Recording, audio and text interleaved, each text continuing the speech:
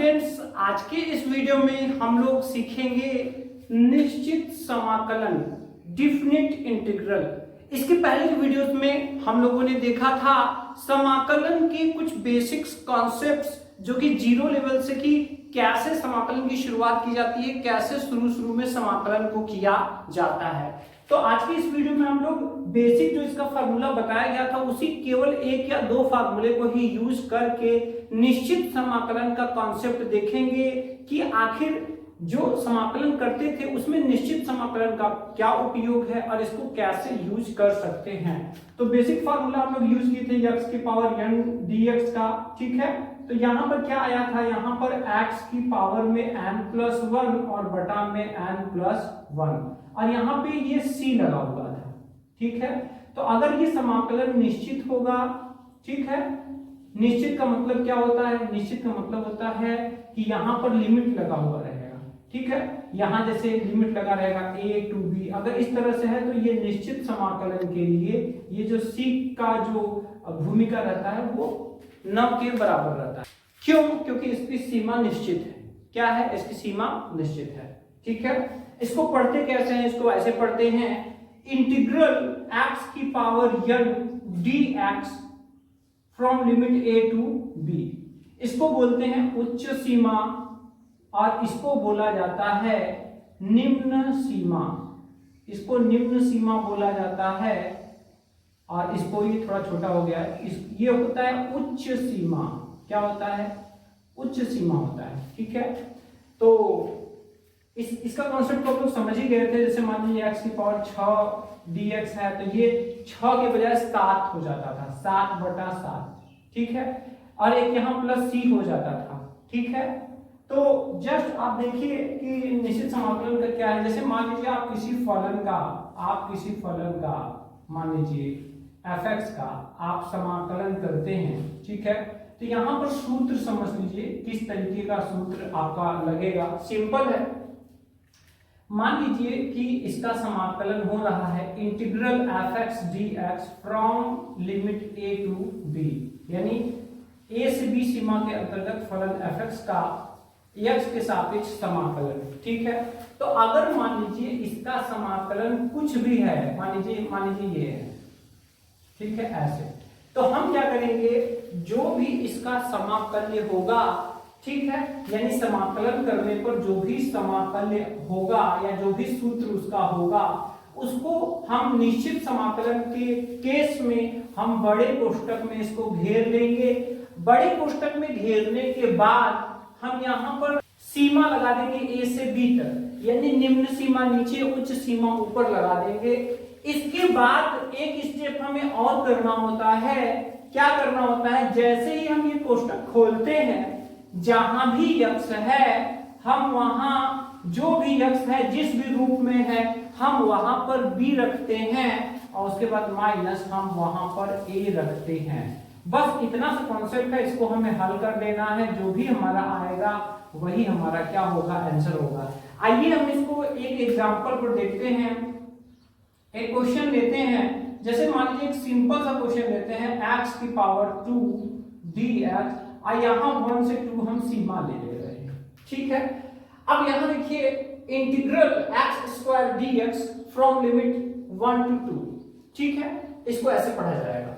तो यहाँ देखिए, यहाँ पर हमें इसका समाकलन करना है। तो जैसा कि आप जानते हैं कि जब भी किसी भी पावर का समाकलन किया जाता है तो उसमें क्या होता है कि यहाँ पर इसका पावर 1 बढ़ जाता है, बटा में भी वही लग जाता है।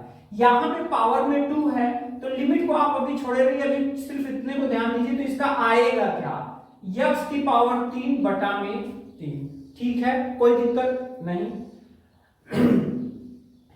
अब यहाँ पर देखिए, यहाँ पर जब आप समाकलन कर चुके हैं, जो आ चुका है उसको आपको बड़े कोष्ठक में ऐसे घेरना है और नीचे निम्न सीमा लगाना है, ऊपर उच्च सीमा लगाना है। लगाने के बाद क्या होगा, यहाँ पर जहां भी x जिस भी रूप में आया है पावर में जो है वही रहेगा। बस आपको ध्यान रखना है कि जो x है, x की जगह एक बार उच्च सीमा रखी जाती है और एक बार निम्न सीमा रखी जाती है।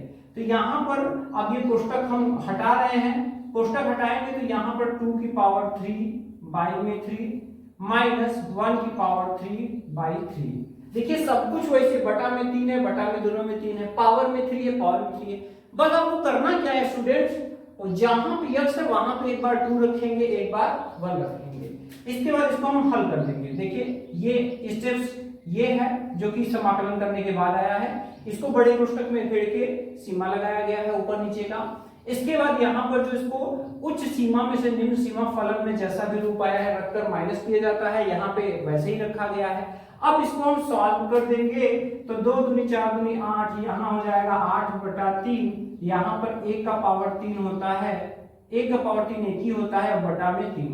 ये कितना आ जाएगा, तो देखिए हर बराबर है, और जब हर बराबर है तो ऊपर डायरेक्टली घटा दिया जाता है, तो इस तरह से ये आएगा 7/3, और यही हमारा क्या हो जाएगा आंसर। कोई दिक्कत नहीं है।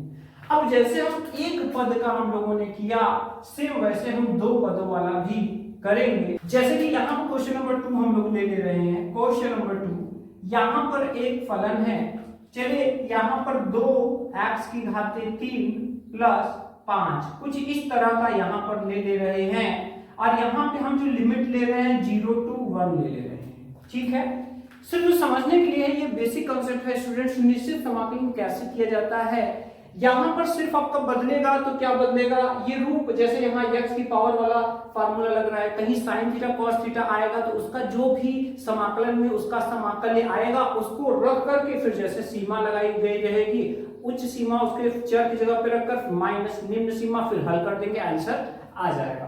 तो बहुत आसान है।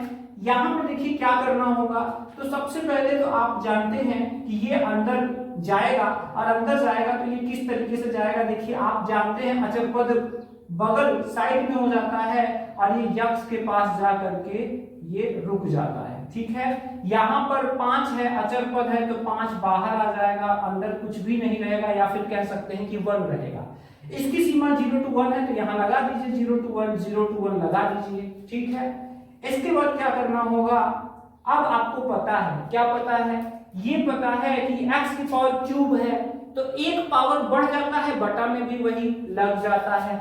यहाँ पर हो जाएगा x की पावर 4, यहाँ पे भी हो जाएगा x की पावर 4, और यहाँ पर हम ऐसे ब्रैकेट बनाएंगे, और ये हो जाएगा 0, ये हो जाएगा 1 प्लस 5। अब आपको पता है 1 रहता है तो उसका क्या होता है, यक्ष होता है। क्या होता है, यक्ष। तो यहाँ पर यक्ष हो गए, यहाँ पर 0, यहाँ पर 1, कोई दिक्कत नहीं है, नो डाउट।